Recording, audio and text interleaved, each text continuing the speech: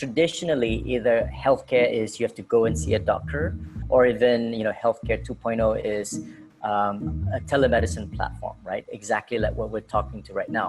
But there are inherent limitations. Limitation number one, it's very transactional and it's reactive. I wait till I get sick, then I go get help. And then I just get a consultation. But the problem with chronic conditions and mental health is you cannot fix it with one single visit. It's a structured program over several months to get you healthier. Second, it needs to be quantifiable. Right now, healthcare is very activity-based.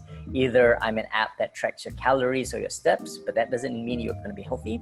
Or as a doctor, I'm giving you advice, but that doesn't mean you're healthy. So in order to do that, right, we use digital, number one, as a way to provide an ongoing program. So we move from transactional to a structured program.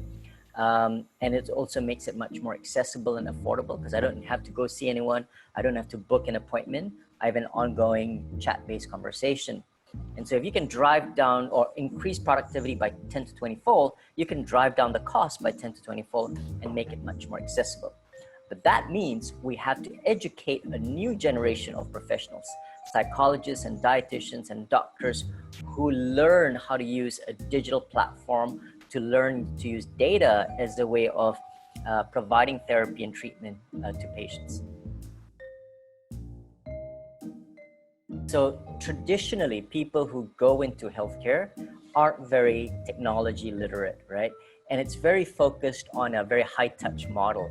I meet you, I see you face to face, and then I make a judgment, even though it's a professional trained judgment. But that high touch means I can only serve very limited people.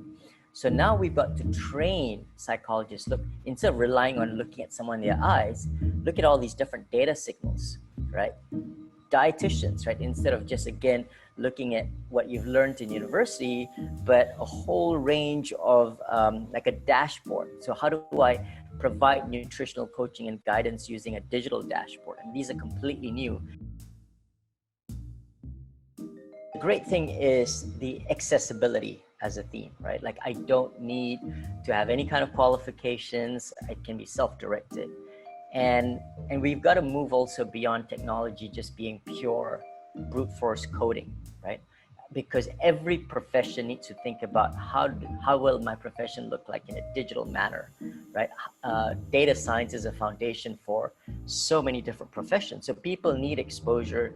They need to basically understand, well, how do I use Tableau? How do I use R and Python and be able to look at numbers and make sense out of it.